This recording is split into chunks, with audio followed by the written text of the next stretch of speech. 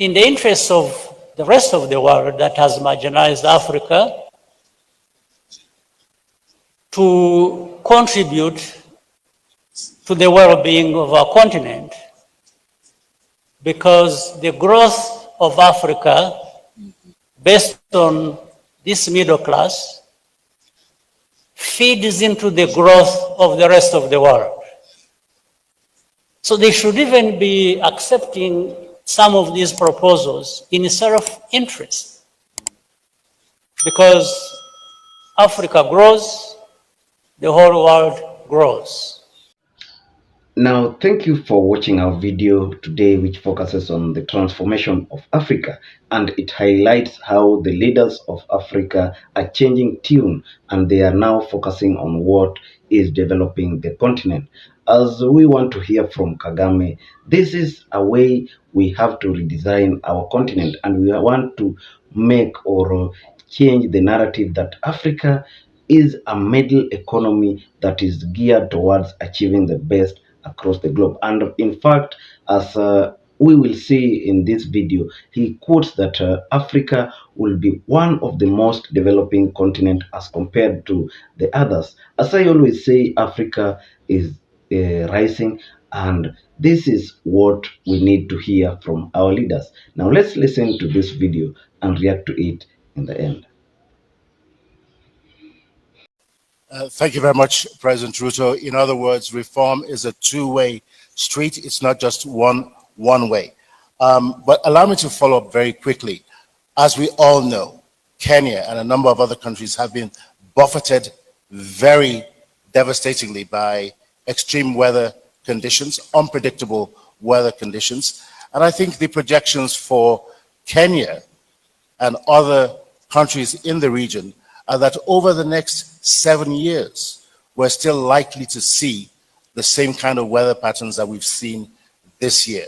That being the case, and again, following a two-way reform process, what is it that African countries should be doing right now to mitigate the effects of climate change? It is true that predictions are that Kenya and our region is going to have above normal rains for the next 7 years. That's a prediction. It is both positive and negative. And that is why, working with institutions like the Africa Development Bank, we are developing resilience instruments. It is the reason why we are having a conversation with the Africa Development Bank on our water infrastructure. How do we take care of this excess water? And how do we turn this excess water into an asset for making sure that we use it for our food security, we use it for the positive elements? So we must align our programs, our strategies with the reality of the moment and with the predicted reality of the future. So that is the alignment that we must do. Thank you very much, President Ruto. I'm going to come to President Kagame next on a number of issues, particularly with regards to the global financial architecture, as well as the issue of reforms. Both yourself and President Ruto have been aligned. That being the case, what reforms do you really think should pave the way for giving Africa the resources that it needs to finance its own transformation and inclusive growth, even in the face of devastating climate change? What are the most critical reforms that you see and anticipate are needed? Thank you. Let me quickly, first of all, and more importantly, thank our hosts, President Ruto, His Excellency, and also the President of the Africa Development Bank Group for inviting us here. Now, quickly to the point, we are talking about the architecture of, well, international financial architecture. Therefore, in mind, we have the architects. So what did the architect have in mind when they provided us with the architecture we have to deal with? They must have had their own interests. They must have framed things the way they wanted to benefit themselves, or maybe we can assume that they wanted to benefit the whole world. Now, we are here discussing the situation as it is, where we find there are enormous resources in this world, but inequitably distributed. So Africa has to look at itself and look at the whole world as it's set up. And we know in this world, people, countries, work for interests, their own interests. Africa's interests and the countries of our continent interests must be taken care of, beginning with ourselves. So, and we talk about speaking with one voice many times. It has to be one voice. It has also to be loud and clear and effective. For that to happen, we think about working together. We think about representation. And representation is not also just numbers. It's being able to speak out loudly and representing ourselves rather than having other people represent us. So it starts from what has been talked about, that is very important, when it was in the speech of His Excellency President Ruto and His Excellency Musa Faki. Therefore, the reforms we are talking about is how do we disrupt, if you will, the current architecture as we have it, so that it includes significantly and visibly the interests of our continent. Our continent, whether it is human resources or natural resources or any resources we're thinking about, how can anyone interested in the well-being of the people of this world sideline our continent? In actual fact, if you look at the facts as they are, in a few decades, the only place in this world that will be having a growing middle class is Africa, the only one. So it is even in the interests of the rest of the world that has marginalized Africa to contribute to the well-being of our continent, because the growth of Africa based on this middle class feeds into the growth of the rest of the world. So they should even be accepting some of these proposals in self-interest, because Africa grows, the whole world grows. But Africa cannot wait to be handed this opportunity by anybody else. We therefore must be on the front line, really fighting for this right, and therefore for ourselves, but also which contributes to the well-being of the rest of the world. President Kagame, I want to be a little bit provocative here. I've been coming to Kenya for probably 30 years, and there are places that I used to know that I no longer recognize. Why? Because the city's architects have changed the landscape. Now, most of the Bretton Woods institutions were created 60 to 80 years ago at a different time from the one that we live in. So, if we're going to talk about reform, it's not just the access to resources. It's looking at those institutions that were created back then and asking the question, are they still relevant to the needs of today? What is your thought about redesigning a lot of these institutions to make them fit for purpose? Well, absolutely. It's a no-brainer that what worked 50 years ago or designed 50 years ago, things have changed, and therefore a rethink of a new design that fits the purpose must be into play. There's no question about it. But here what we are talking about is not simply an argument of whether, this is fit for purpose or this. I think everybody understands that point.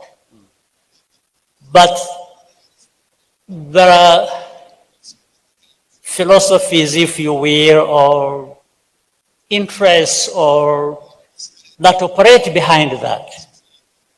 For us in Africa, we are hard pressed to see that there is a change of these and in the design of these institutions. But maybe the way the institutions are set up, benefiting some parts of the world, those in those parts of the world are not interested in having the change happen because it gives them control, it gives them say over other people's resources even. So it's not that people don't understand. Especially for Africa, we understand it better because of how we are affected. But the other parts of the world that have the power and control, it's also not because they don't understand, but it is because that it serves them very well, benefits them, that they are not interested or they are slow in allowing the change to happen. So it's not a very complicated thing to understand. Everybody understands that. What is complicated is to reach this understanding and compromise that we don't lose anything by having everybody benefit as we should benefit all of us. That's where the issue lies. And therefore, the reforms are based on this thinking. We are only looking for the pathways to having the reforms implemented that provide us with less costs than having to fight so much over what is obvious that actually benefits all of us, as I say. Now, from this video, I want to say that if we see African leaders expressing themselves in this manner, then hope is ignited within us as Africans, and we see that we have hope for a better future. Africa is a continent that has been marginalized for long, and we have to change this narrative by instilling correct leadership and also having this conversation on the table. Now, first of all, I want to appreciate people of Senegal for electing the young president at 44, and also Burkina Faso. You are also doing well because these leaders are so bold enough to speak things that we want to hear, and they always do it openly without. Now, sorry for scratching my eye. I guess there was something inside. Now, we are continuing with this conversation about Africa and where we want to take Africa in the near future. Africa must be in the table where the issues that concerns this world is discussed. We can't be neglected or be regarded as the third world, yet we have vast resources that can take us forward. So Kagame is always a bold speaker, and I like how passionate he does, or he presents his argument, he is always has Africa in his heart, and he is not coward and scared of speaking anything. And this is how Africa will change. Africa will not change if we continue electing cronies of the West. We have to get people who have uh, the Africanism in themselves, those who feel that Africa needs to change and sees a sense in uniting as one Africa, Africa united, and an Africa that has one currency. So Africa is changing. If you hear leaders like Julius Malema speaking boldly on the need to unite Africa, it will tell you that this is something that must happen. This is something that if it doesn't happen now, then we will still be crying that we are oppressed. And we have to change this even in the grassroots. We have to tell people everywhere that Africa has its potential. First of all, seeing that potential is what is meaningful to us. If we don't see that potential, then there will be no need to develop it. So, this is a great conversation that everyone should have, and should be put in different platforms, and everyone should understand why we have to unite Africa and why Africa must grow beyond these oppressive tactics. You know, the US or the Europeans wants to control Africa because they benefit a lot from the resources that Africa has. But we have to stop them because we are not benefiting from these resources. They are the ones who are taking the lion's share. So we have to wake up as Africans and see our value. Let's not be ruled by those who are greedy and are cronies of the West, those who want to use us and make themselves so rich that we they want us to praise them every now and then because of the kind of poverty they have subjected us into. Let's rise up, Africa. Let's rise up and tell them that no, this is the time. This is the end of you. This is the beginning of a new Africa that focuses on infrastructural development and building a united front that is more resilient and geared towards a more prosperous continent. Now, let me see your reaction in the comment section. And also, as always, we urge you to subscribe to our channel and also like and share. Thank you, and may God bless you. Bye.